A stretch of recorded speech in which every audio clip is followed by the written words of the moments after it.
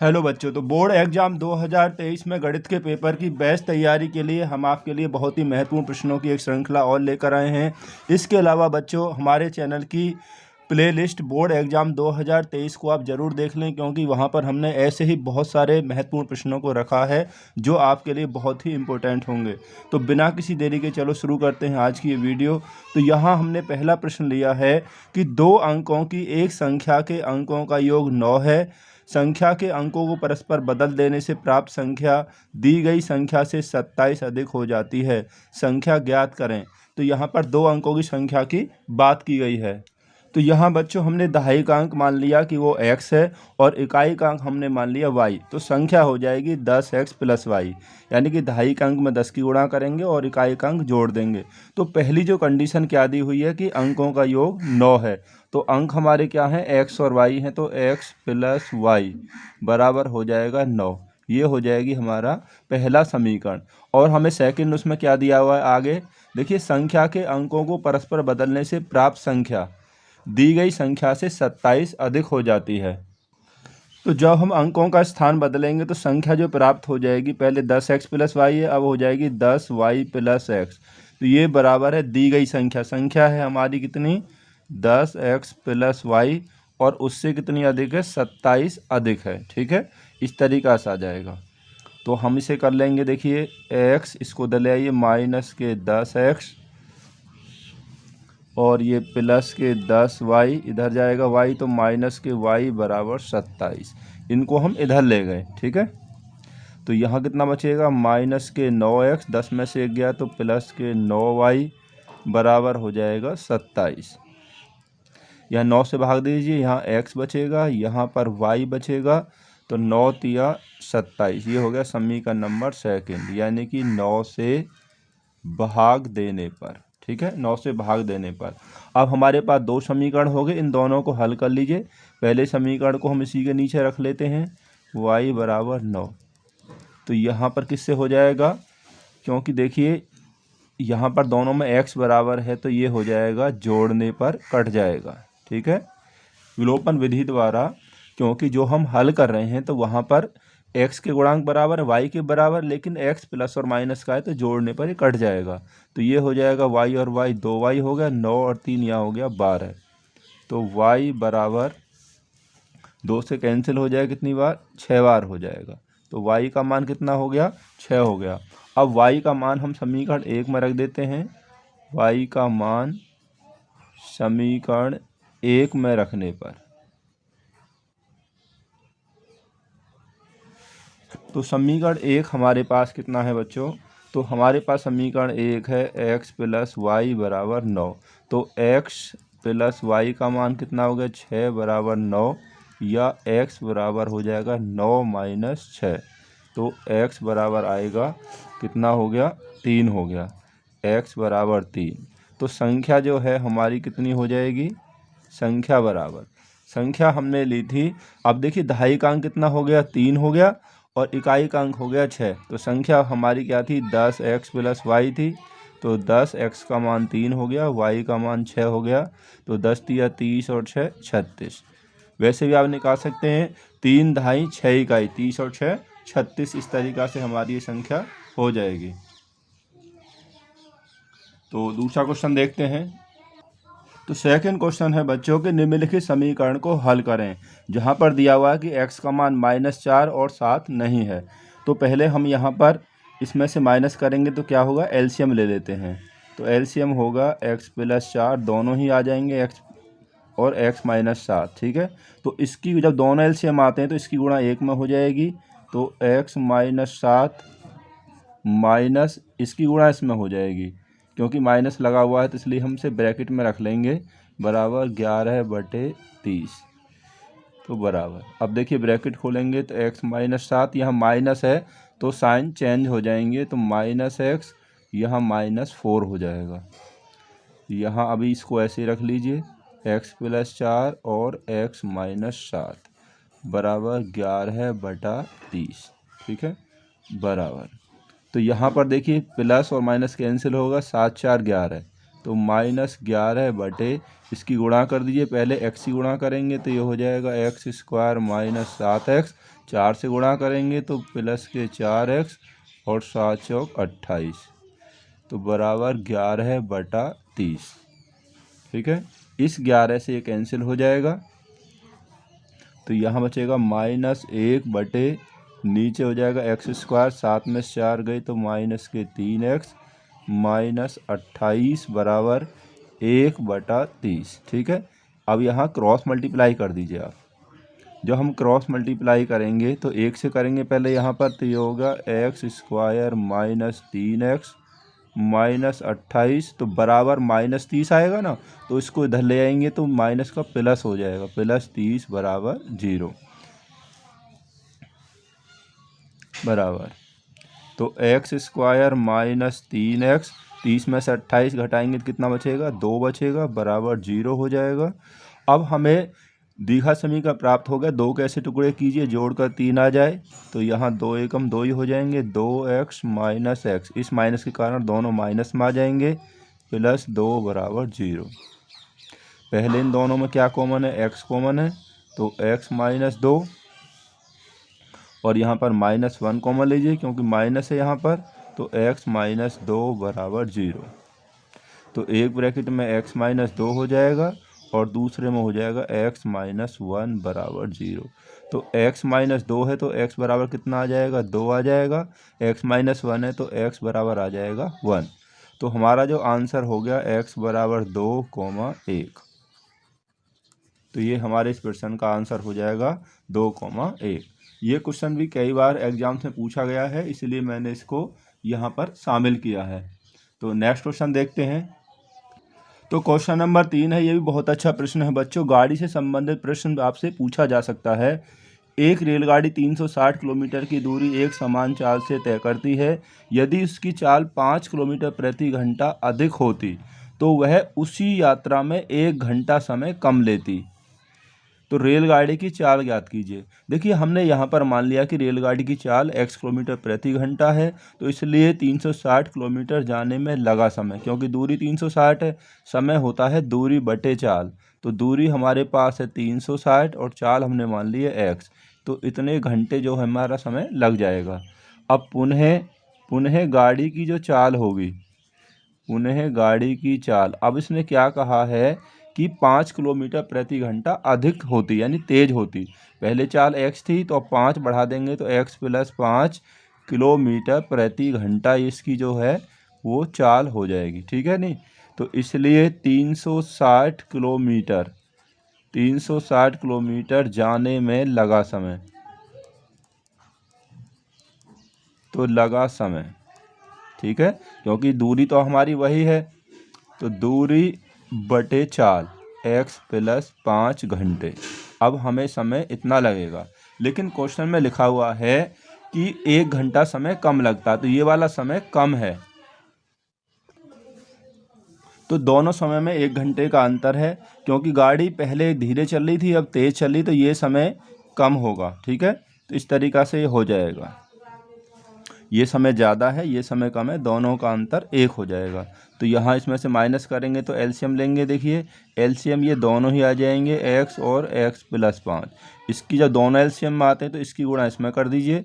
360 की x में करेंगे तो ये हो जाएगा 360x, 5 में करेंगे तो ये हो जाएगा 1800, और x की इसमें करेंगे तो होगा -360x, क्योंकि माइनस लगा हुआ है, बराबर 1। इसकी इसमें हो जाएगी, इसकी इसमें हो जाएगी। ठीक है, जब दोनों एलसीएम में आते हैं तो उस तरीक़ा से ही किया जाता है। अब देखिए, प्लस और माइनस कैंसिल हो जाएंगे, तो यहाँ बचेगा हमारे पास 1800 बटे x की गुणा करेंगे तो x² + 5x बराबर 1 हो गया। यहाँ से क्रॉस मल्टीप्लाई कर लीजिए।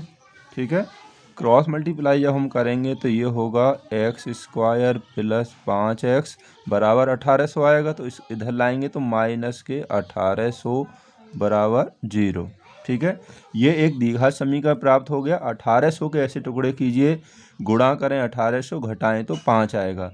तो इसके जो फैक्टर हो जाएंगे बच्चों, वो होंगे आपके कितने होंगे, 45 और 40 होंगे। ठीक है, 45 और 40 होंगे। गुणा करेंगे तो 1800, घटाएंगे तो 5 आएगा। मैंने अलग कर लिया है, आप भी करके देख लेना, यही आएंगे। तो यहाँ रख देंगे 45x, घटा कर लाना है माइनस के 40x माइनस 1800 बराबर 0। ठीक है, गुणनखंड तो आप कर सकते हैं, इसलिए मैंने यहाँ सीधा रख दिया है। तो यहाँ पहले दोनों में x कॉमन आएगा, तो यहाँ x प्लस 45 बचेगा। ये माइनस से शुरू है तो माइनस के 40 ही यहाँ पर कॉमन आएगा। ठीक है, क्योंकि जब भी तो x बचेगा, तो यहाँ x बचेगा, ये प्लस हो जाएगा क्योंकि माइनस कॉमन है। तो 40 का भाग देंगे तो 45 बार जाएगा। तो एक ब्रैकेट में x प्लस 45 और दूसरे में रखेंगे x माइनस 40 बराबर 0। x प्लस 45 है तो x बराबर कितना हो जाएगा, तो x बराबर हो जाएगा माइनस 45। गाड़ी की चाल माइनस में हो ही नहीं सकती, इसलिए ये अमान्य होगा। ये x माइनस 40 है तो x बराबर हो जाएगा 40। तो यानी कि x हमने क्या माना था, रेलगाड़ी की चाल। तो रेलगाड़ी की चाल हो जाएगी 40 किलोमीटर प्रति घंटे। तो आप अपने प्रश्न की जांच भी कर सकते हैं। हमारी जो चाल है 40 किलोमीटर प्रति घंटा आई है, वो कैसे करेंगे, मुश्किल से आपको 1 मिनट का समय ही लगेगा। दूरी है 360, 360 में 40 का भाग दीजिए, कितना आएगा, 9 आएगा। 9 घंटे लगेंगे। ठीक है, समय हो गया 9 घंटे। अब 5 बढ़ा दिए, अब चाल हो जाएगी 40 और 5 45। ठीक है, तो 360 में 45 का भाग देंगे तो आएगा 8। तो पहले 9 घंटे लगते थे और जब बढ़ाने के बाद लगते हैं 8 घंटे। ठीक है, नहीं तो 1 घंटे का अंतर हो गया। तो हमारा आंसर यानी कि सही है। तो क्वेश्चन नंबर 4 है, सिद्ध करें कि समचतुर्भुज की भुजाओं के वर्गों का योग उसके विकर्णों के वर्गों के योगफल के बराबर होता है। ये त्रिभुज से संबंधित प्रमेय है और त्रिभुज से संबंधित और भी कोई भी प्रमेय आपसे पूछी जा सकती है। तो हमारे चैनल की जो प्लेलिस्ट है बोर्ड एग्जाम 2023 स्पेशल, वहाँ पर आपको और भी ऐसी प्रमेय मिल जाएंगी, वहाँ पर आप ज़रूर जाकर देख लें। तो हमें देखिए दिया हुआ है कि ABCD एक समचतुर्भुज है जिसके विकर्ण AC और BD हैं। हमें सिद्ध करना है कि भुजाओं के वर्गों का योगफल बराबर होगा विकर्णों के वर्गों के योगफल के। ठीक है, उत्पत्ति देखिए, समचतुर्भुज के जो विकर्ण होते हैं एक दूसरे को समकोण पर समद्विभाजित करते हैं। तो यहाँ पर एक दूसरे को काटेंगे कितने अंश पर, 90 अंश के कोण पर एक दूसरे को समद्विभाजित करेंगे। यानी कि OA बराबर AC का आधा होगा और OB जो होगा ये BD का आधा हो जाएगा। तो अब हम जो है देखेंगे कि AOB एक समकोण त्रिभुज है। ठीक है, तो समकोण त्रिभुज में पाइथागोरस प्रमेय से 90 के सामने का ये हो गया कर्ण। तो जो कर्ण का जो वर्ग होगा, आप जानते हैं कर्ण का वर्ग बराबर होता है लंब का वर्ग यानी कि OA का वर्ग और आधार OB का वर्ग। ठीक है, जब ये आपका कर्ण हो गया तो बाकी लंब और आधार ही हो जाएंगे। अब OA बराबर देखिए कहाँ किसके, 1/2 AC के बराबर है, तो इसका वर्ग हो जाएगा। और OB है 1/2 BD के बराबर।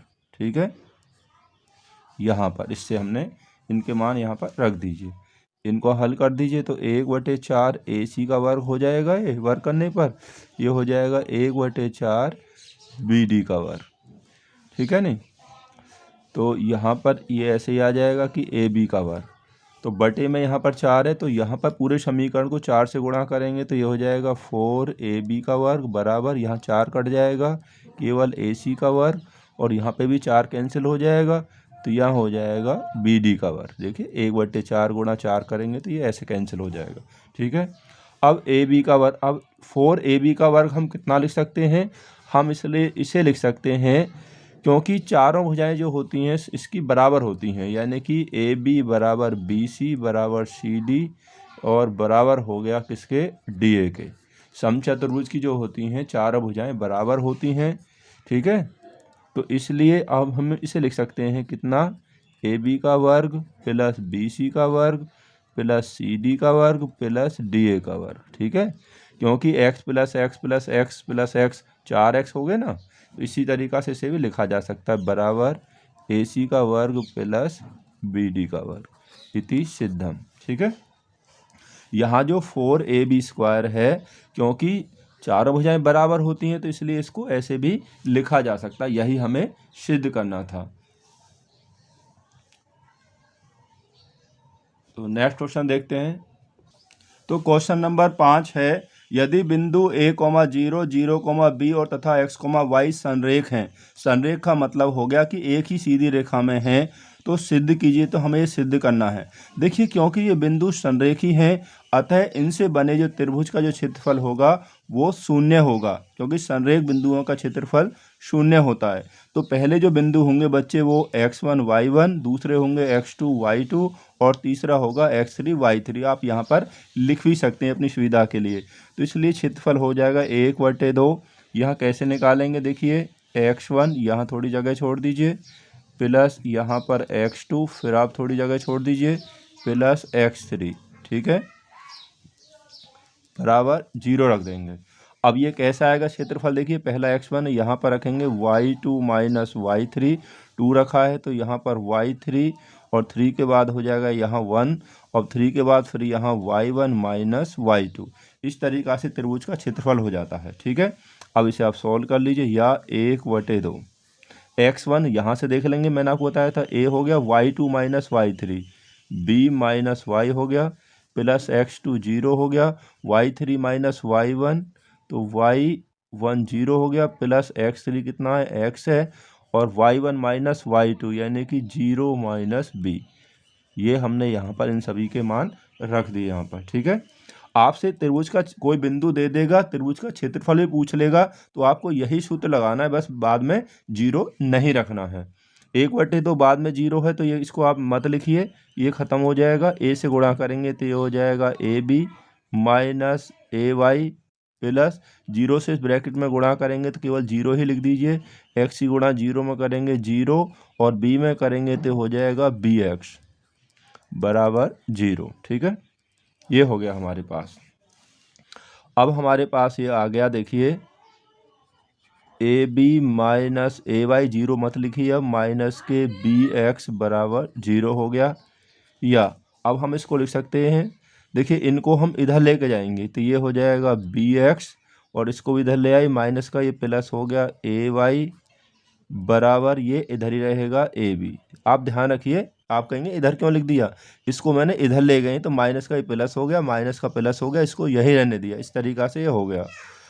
अब यहाँ पर जो हमें सिद्ध करना, वहाँ देखिए यहाँ पर 1 है। 1 कब आएगा, जब हम दोनों पक्ष इसमें ए बी से भाग देंगे, तो दोनों पक्षों में ए बी से भाग देने पर, ठीक है, यहाँ मैं लिख दूंगा।